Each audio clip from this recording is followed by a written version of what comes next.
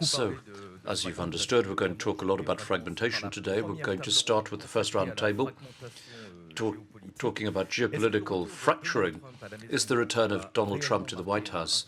Is it going to be a change in paradigm in an environment, of course, which is marked by the multiplication of conflicts? So please welcome up here Andrew Bishop, who's Senior Partner and Managing Director of Policy Research at Signum Global Advisors, Thomas Gomart, who's the Director of l'IFRI, the French Institute for International Relations, and Famke Krumbmüller, who's the EMEIA leader for EY Geostrategic Business Group for Europe, so for Middle East and Africa.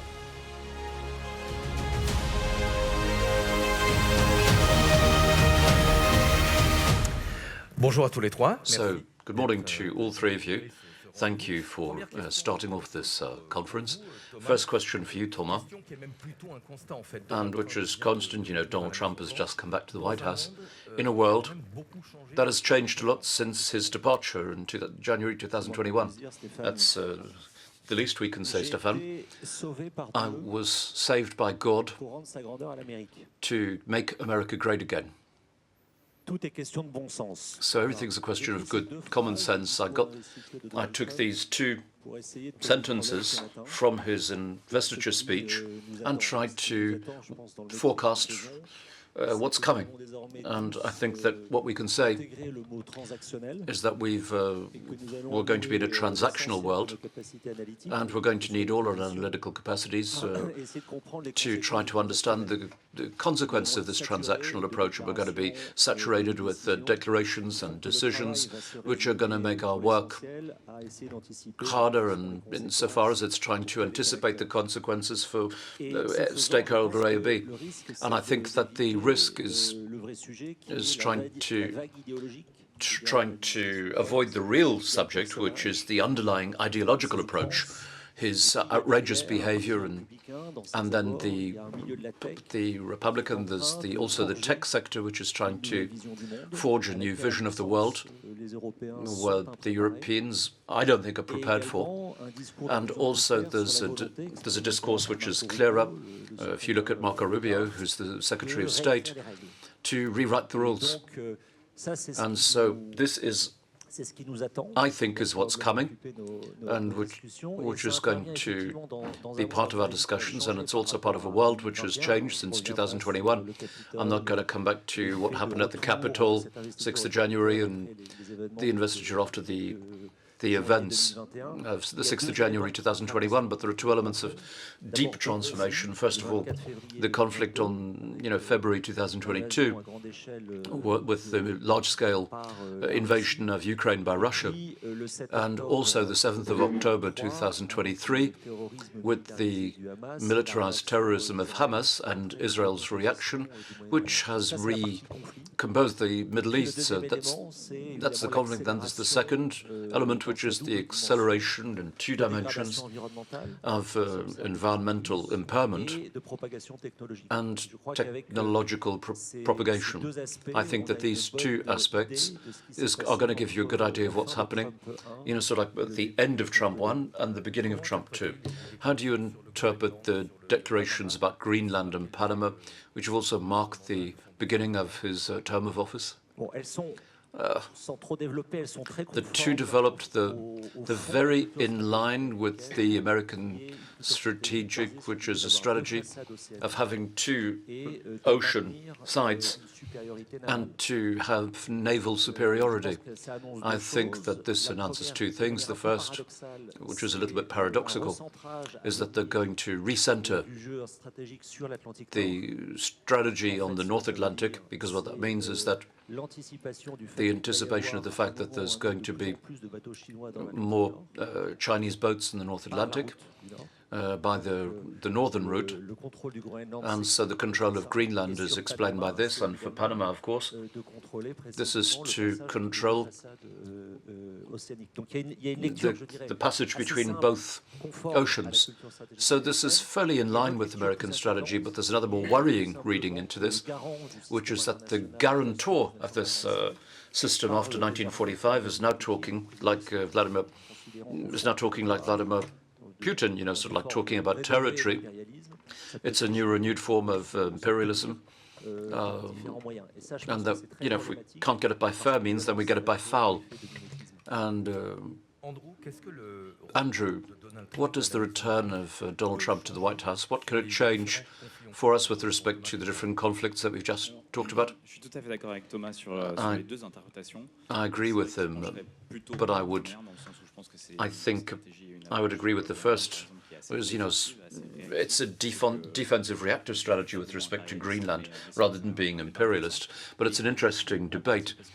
But this, I think that when we're talking about Ukraine or Iran or the Middle East, I think Trump's approach is going to be positive. That doesn't mean that we're going to have peace in the Middle East. But I do think that it's more likely that he's going to start negotiations with Iran. For example, one thing that struck me was that he gave a podcast interview last year when he said, I'm summarizing here, but the only problem with the Obama's nuclear treaty with Iran was that it was Obama's nuclear treaty. So that's telling you everything. So I think we're going to have a transactional approach, which is positive, not because it's going to be peace in the Middle East. Maybe he's not even going to have an agreement with Iran, but I think we're going more towards an agreement with Iran rather than bombing it like Netanyahu or whatever. But this is the paradox with Trump, is that in order to have a deal with Iran, in order to have a positive result, the best way to get there, according to Trump, and one could argue that the best way is, sort of like to have leaks after the meeting that the United States promised Israel that they're going to bomb Iran, because that's how you're going to, put Iran on the back foot. And for Ukraine, I'm not as optimistic as that. I don't think that Trump is going to manage to get a peace agreement for Ukraine. I'm pessimistic, but I do think he's going to try. And I also think that even if it's 25%, it's still more than if it was Kamala Harris or Joe Biden or any other Democrat, because of the pressure that he's capable of exerting. So I'm not optimistic, but in any case, I'm not alarmist. Famke, the state of the world has changed a lot in the last 4 years. The situation has also changed in Europe.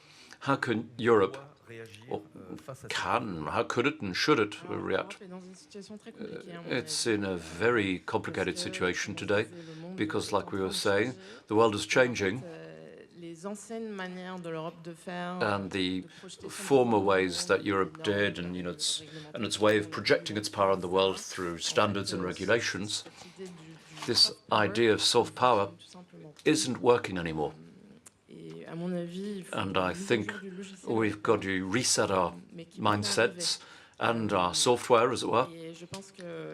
But we're a long way from getting it done.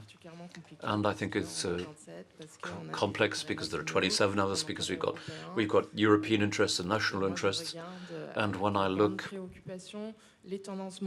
I'm very concerned about the world tendencies at the moment, which would require a stronger and more united Europe, because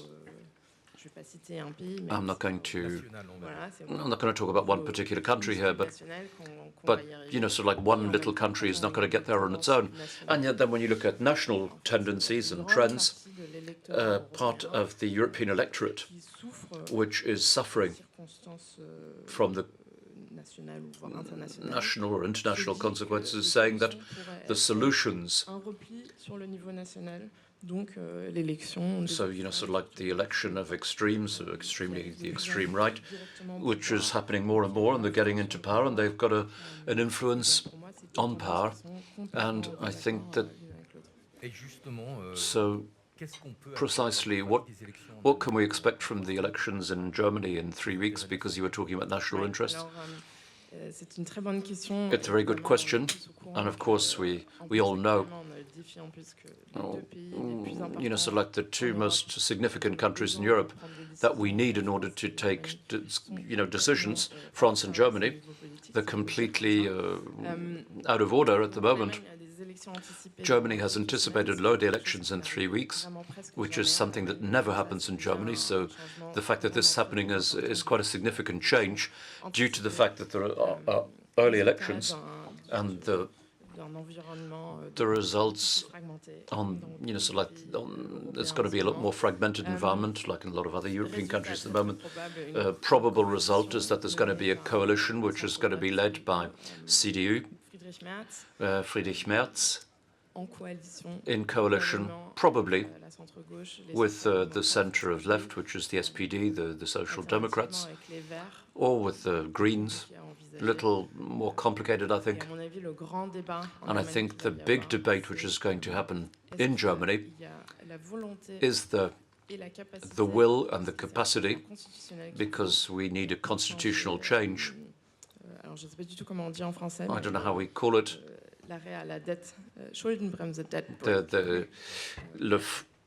The debt break, so that Germany can, reform its economic model and invest better. Thomas, with respect to Europe's reaction to this new situation, so is it possible that there mightn't be just one reaction to Europe, but that, some countries might be tempted by bilateral agreements? Is Europe capable of talking with several voices at once? There are different things that you've got to observe in order to answer this. First of all, you've got commercial policy, which is part of the EU's jurisdiction. You can see the example of Mexico and Canada,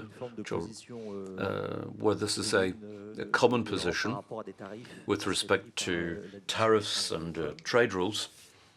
But this is only a part of the problem, because the real problem with Europe is the other areas of sovereignty. Energy, for example, where we've got a European energy policy which is insufficiently coordinated. In particular, there's a fundamental problem for Germany, which doesn't have Russian gas anymore, which doesn't have nuclear, which invested in renewables with mitigated success, and which is still buying coal. And France, after decades of hesitation, is recentering on nuclear again. And so does this Franco-German position have, sort of like it's going to have profound consequences of the industrial context, but also the geopolitical context. You've got to look in Germany, where there's, I'll come back to what Andrew said earlier. So like if we can clear up the situation in Ukraine optimistically, then we can start using Russian gas again. And of course, then there's the third area, the military and technology context. Now, for commercial policy, I'm fairly optimistic, but for the others, not so optimistic. We're in a situation which is complex in the short term, because there's a situation in France and Germany that Famke has mentioned, which is real, where France has disappeared off the world stage. We're going to see, if the German elections on one side, and then afterwards, then, if we manage to dissolve Parliament again, you see if we can, redeal the cards.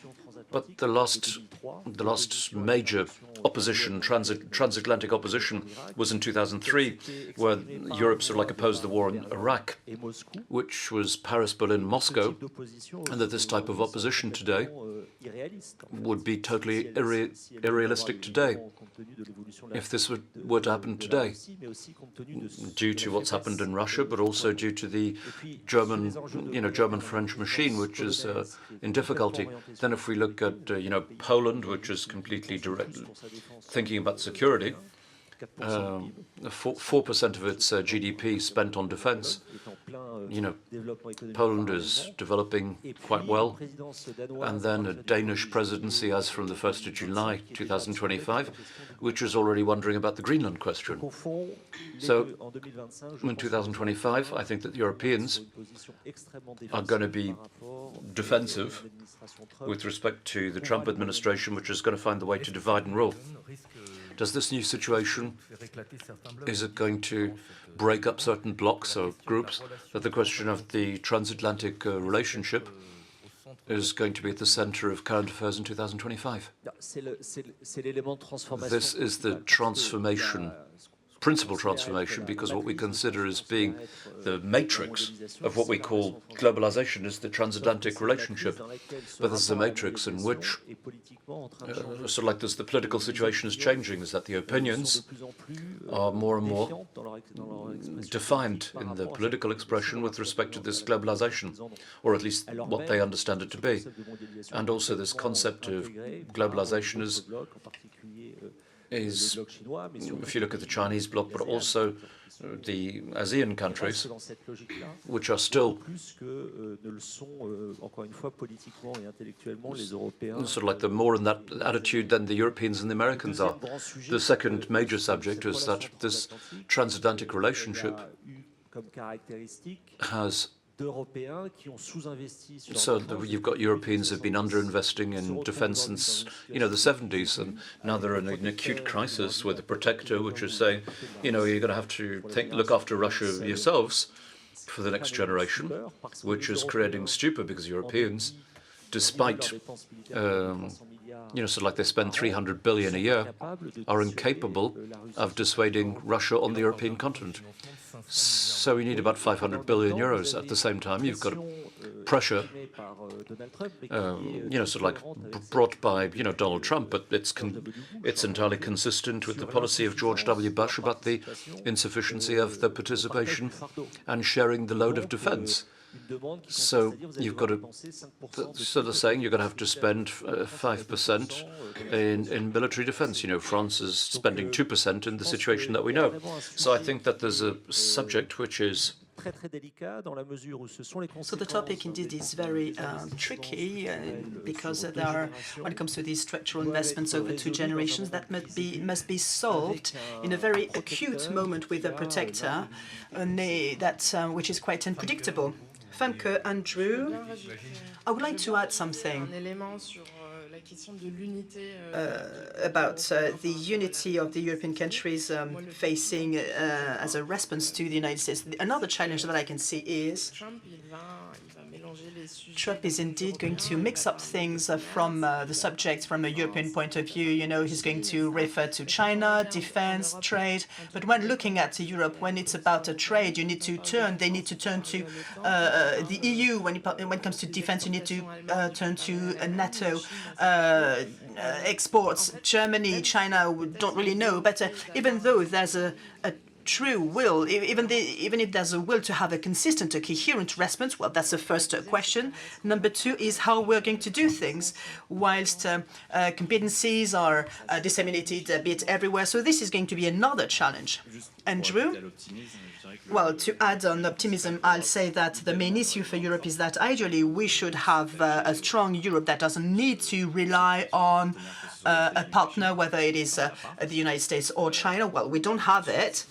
And next, a B plan, so to speak, it's about being supported by a partner, either the United States or China. But if the United States become an enemy of Europe, the United States are not going to be supported by China. We're going to find ourselves in a C plan, namely being in a weak situation or in between. And if an agreement could be found in Ukraine, do you think that this could restore the ties between Europe and Russia? No, because actually there will be SMEs, German SMEs, that will keep selling things to Russia, but the ties won't be recovered. But if it's Donald Trump acting as the umbrella for this peace agreement, actually the purpose is to go and get Russia, change Russia into a friend, and then it will be about a relation between the United States and Russia that will overlook Europe, going beyond Europe. So I think that's the direction that we're taking. So indeed, if the United States is somewhat turning its back to Europe, what about China? Do you think it can push on the recovery of the ties between Europe and Russia? are some signals, especially in Germany, of context of that think this way.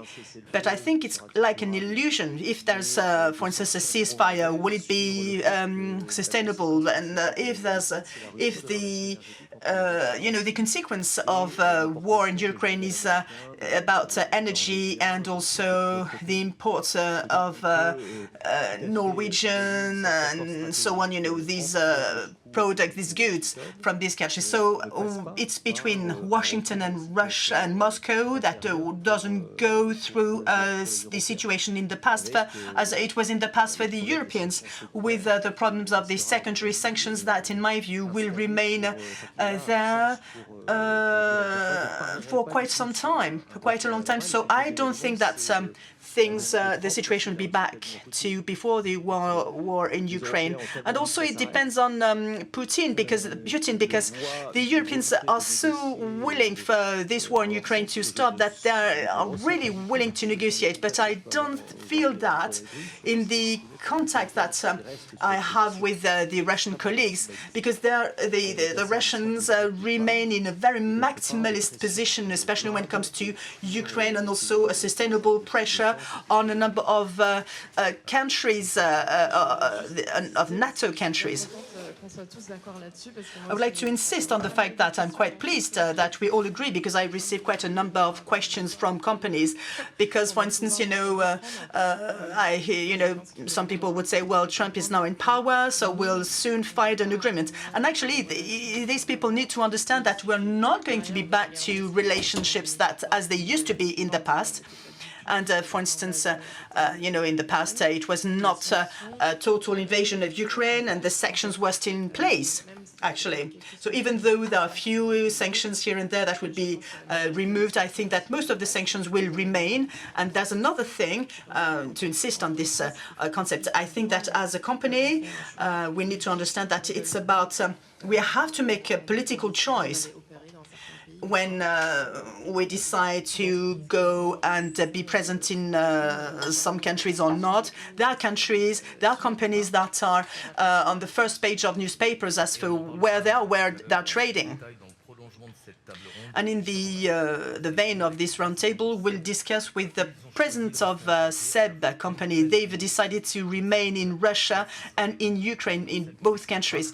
And the president of SEB, the CEO of SEB, will explain to us how to manage this situation. I'd like now to talk about this relation between China and the United States. We had the feeling that there would be an appeasement of the situation when Donald Trump invited Xi Jinping to Washington. So actually, maybe it's not really it's not really an appeasement, because Trump has announced an increase of customs tariffs, and the other way around as well, from China. So what's your view? I'm a bit more optimistic. I think that's going to be cool if Trump, either today or in the next hours, I think that there's going to be an agreement that will cancel these customs tariffs. Actually, they've come to force at midnight, but without any impact yet. So that's the first thing. First thing is to say, well, we're not yet in a conflict. One of the reasons why I think that we're not going to be in conflict immediately, it's because I think that Trump, as for Trump, well, the Chinese would avoid the conflict, which is good. But Trump really hope to have like a Yalta 2.0 with the Chinese. In other words, help me to have some pressure on Russia for Ukraine war to stop, and so on and so forth, to buy oil from Iran. But all this, I don't think that it's going to work, and it will take Trump. It will take 4 to 6 months for Trump to understand that, and it's going to be about the customs tariffs that will be imposed by the United States over China. But it's not going to be. I'm not that pessimistic, because indeed China has announced response measures last night, but these measures are not huge, are not a disaster, so to speak. So I think that in the 9 months to come, there will be indeed an increase of customs tariffs from China, 10 to 15% more, but it's not an open war. So I think in the end of the day, you know, we can say that it's more or less appeased. There's some appeasement there.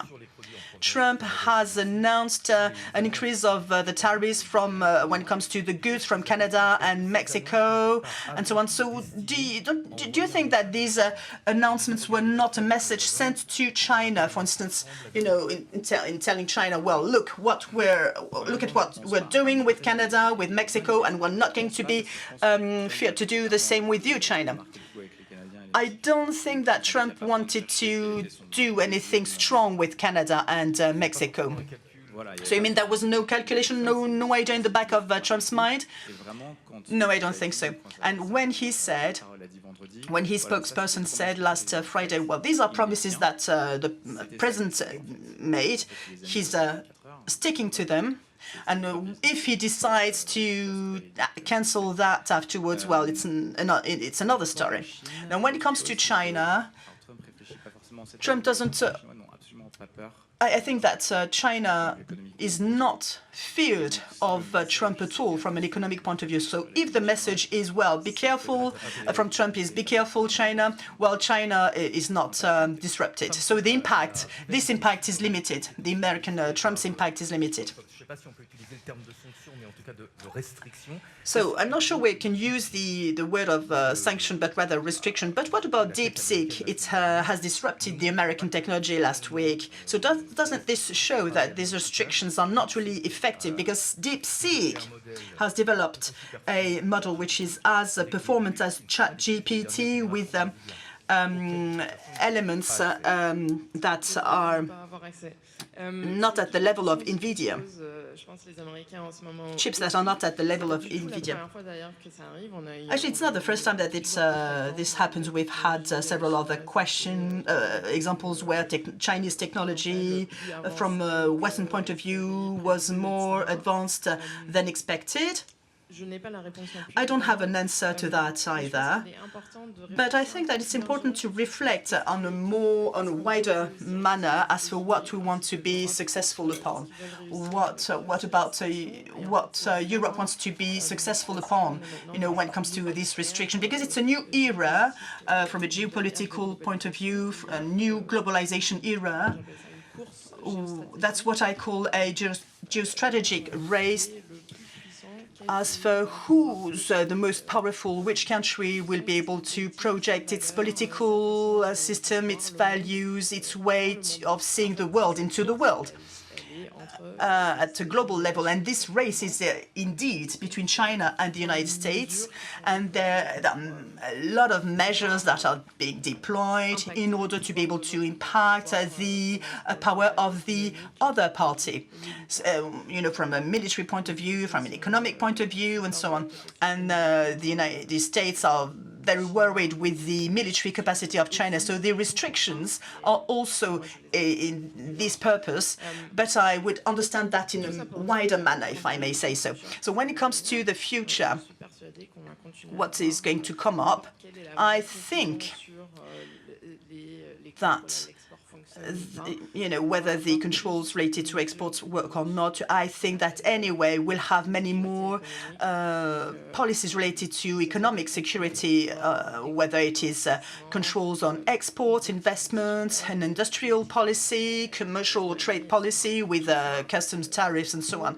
So all that in order to try and secure the national domestic interests of China, the United States, Europe do so as well. So, you know, it's like an interventionism, an intervention system that is becoming more tangible. What about DeepSeek and the military threats from China? What do you think? The American reactions, or rather the American politics or policy from a digital point of view, seems to comply, seems to be more about a strategy related to means, resources. So there, you know, there was an announcement related to Stargate, Oracle, OpenAI, and so on. And this resulted in a reaction from Elon Musk that was hostile. But actually, the feeling is that the mobilization of resources, of means, is huge, and it's the best guarantee in some way to keep the competitors away. And what is interesting with the DeepSeek, le système a été élaboré, c'est précisément son économie et le fait que its economy.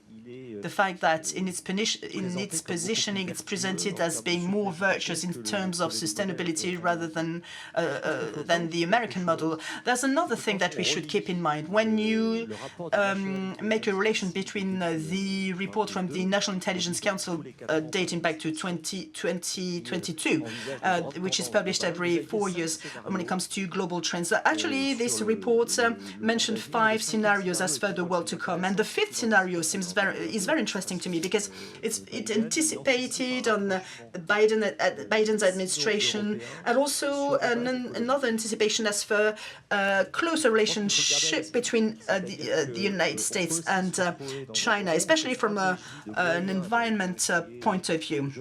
In the environment field, for instance, I would spend more in the digital industry because it's a way to have a strong impact from a technological point of view, because it's a way to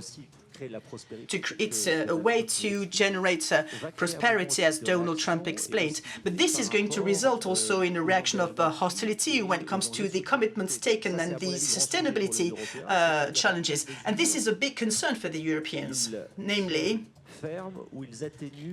as for sticking to their commitments related to the Green Deal. And what is their position with China when it comes to this effort? Because China is decarbonating, especially when it comes to coals. But at the same time, it is the country that has invested the most in energy transition with a high impact on its society. Actually, China is in a situation of overcapacity from a trade point of view, with a strong will to export. And when seeing the American market closing its doors, even though there are connector countries, as Xavier mentioned in his introduction, well, obviously China is going to turn to Europe. And Europe is not really aligned when it comes to discussing with China. The European countries are don't always agree when it comes to discussing with China.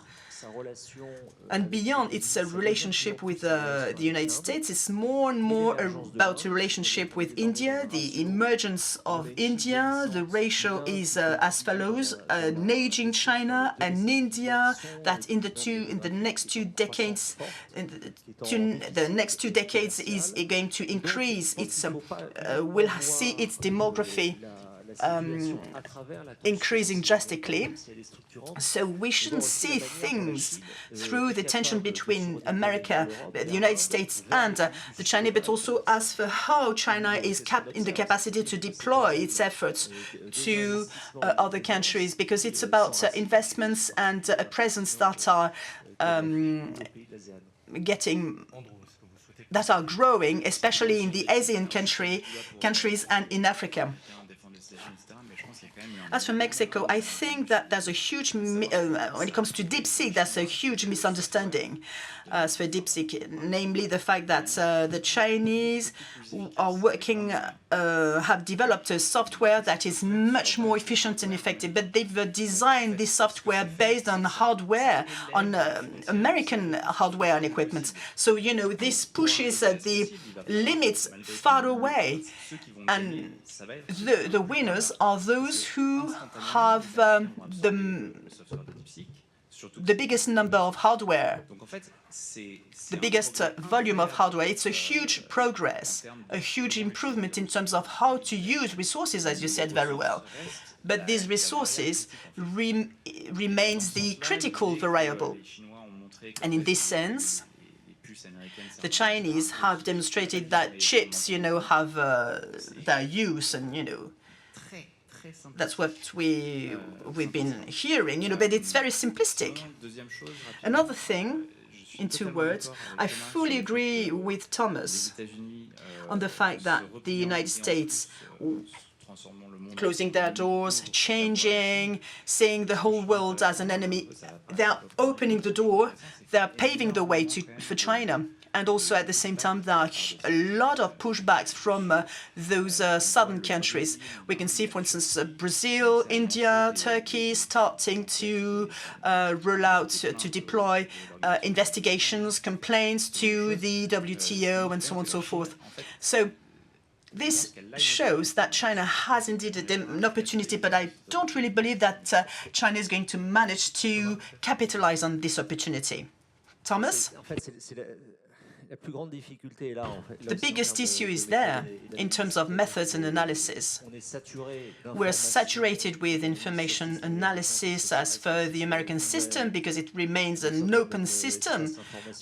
For instance, when it comes to information spaces and in some way political alliances, contexts and so on and so forth. So we can follow that. We can do a follow-up of that. But the partner of China is more and more, it's less and less clear. China, this is a partner which is less and less clear. And China is led by an organization which is the least clear in the world, the Communist Party. Actually, we had an understanding of China as insisting on its journey, but what strikes me from a geopolitical point of view, we have an investment in the ship industry and the naval field, which is very important. And actually, the trend would be a loss of maritime, naval power of the United States. But there's another thing which is less noticed, namely the fact that China is removing from the nuclear industry. So there's a change of position from the United States, especially from Trump, because the calculations, whether it is vis-à-vis Russia or Europe, all these are changing in terms of quantitative, in terms of volume. And this aspect, in my view, we should keep that in mind, in my view, because this is going to amend the international position of China, but also because this is going to change the American calculation when it comes to China. Famke.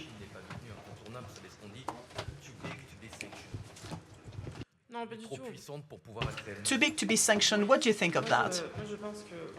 Not at all. I think that actually the trend we want to understand very well, as we said several times this morning, is that we are now in a new globalization era. So, of course, it doesn't mean, of course, the end of globalization, but actually it's a new form of globalization, which is that covers several, which is multipolar, so to speak. So for several decades, it's a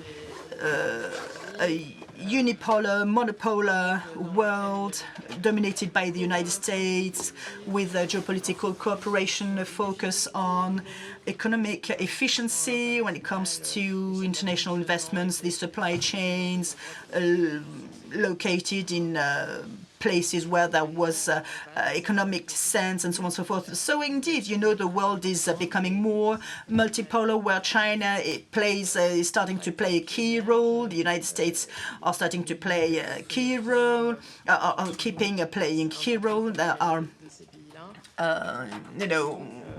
there are new concepts when it comes to this new pattern, this new global pattern.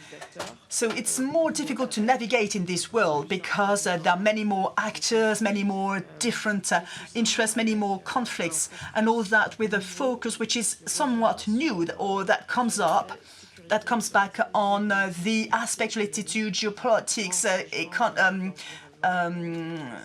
and so on and so forth, rather than economy. So, things are changing. As for China, maybe two things to add. First, the intermediate relations when it comes to the relation with Europe, when it comes to Russia, India, the northern countries, all these countries. Actually, it's a form about a military coalition in Ukraine. In February 2022, would have thought that there would be North Korean soldiers in Ukraine? It's also about the position of China, which is not ambiguous anymore, namely supporting the Russian thesis vis-à-vis Ukraine. So from this point of view, there's a key lesson to take from that. From the Europeans who've who've understood the Chinese position as a mercantile position. Another thing is Stéphane, you mentioned the word bloc. Maybe it's misleading because this reminds us of the Cold War, but it's about anticipations that we can make as for the strength of the friendship between Russia and China. And if we're looking into the American strategy, this is the key risk, namely this idea of the necessity to avoid the accumulation of powers that may be tempted to turn to the United States. And what we want to look at very closely is how much this, Russian and Chinese relation, which is more and more asymmetrical from a military point of view, from an economic point of view, not from a military point of view, how much, can this impact the global features? What about the Chinese? How have they got ready to the return of Donald Trump at the White House? Answer is pragmatism, pragmatism, pragmatism. What seems to be, it's obvious, but many people also planned, they also expected that the Chinese would be pragmatic in the first place, but with Donald Trump being back, they would be more aggressive with less tolerance for his actions. But actually, they keep being pragmatic. And the reason for that is that they don't seek to send a message for their enemy to be terrified, but rather to be collaborative, open to the world, and so on and so forth. So I think that we're going to keep having a pragmatic China despite the return of Donald Trump. I'd like to add something as to what was said earlier. This debate about the American power, which is being eroded with the increase of China, multipolarity, and so on. There's a thing which is quite interesting. There's an understanding of things which is a potential. The United States having a global control, but actually they're losing it. Another understanding of things is as follows. Someone like Trump forces the others, either you're in or you're out. This principle, and this may seem to be suicidal or counterproductive, but at the same time, this may reinforce the presence of the power of the United States. For instance, China have designed an alternative to SWIFT, but Trump says, well, either you choose the American payment system or the Chinese one. And now I think that many actors would choose for the American payment system. And that's what he's trying to do. This is what Trump is trying to do, namely to try and assert the American position in the world. Well, we've performed an analysis of the future scenario. This scenario is the second Cold War, world divided into two blocks, a bloc dominated by China, another bloc dominated by the United States, maybe a third bloc, all these based on divisions that are visible already on strategic areas. Il nous reste assez peu de temps. Thomas, est-ce qu'on peut imaginer une forme d'escalade? Thomas, do you think that we can imagine some escalation or an armed conflict through proxy countries, by proxy countries between China and the United States? Well, we all have in mind Taiwan, for instance. None of these countries wish this to happen or have an interest to have that happening. So it's not, actually it's a rhetorical protection in some way, because Vladimir Putin didn't have an interest in invading Ukraine in 2022, but still he did so. So Xi Jinping doesn't have any interest either to invade Taiwan, although he could do so. And, you know, it's the same for Donald Trump. He doesn't have any interests. As we understand the American system, their alliances, their geopolitical weight to give up Taiwan. Well, Donald Trump could do so. We can imagine this, because we could understand some unpredictability. The objective analysis of that must be compared to a kind of a psychological dimension, you know, psychological aspects as for the intention of the leaders, especially from a leader like Donald Trump. What do you think? In theory, I do, but I'd be more optimistic. Indeed, objectively, Putin didn't have an interest in invading Ukraine, but most of wars happen because of erroneous calculations. And I think that the United States and China are not in the illusion of being at war one way or another would be easy. Well, we could debate on, you know, war in Ukraine, but, you know, the different actors thought that this war in Ukraine would be easy, but it's not the case, and that's why there's some instability. Famke, do you have the feeling that companies have become aware of these changes, you know, this new game? Do you think that progressively this new game is impacting their strategy? Indeed, yes, it is the case. I remain surprised, though, because I think that it's long, it's lengthy, it remains reactive. So indeed, there's been a change over the last few years, but there are still many things to do.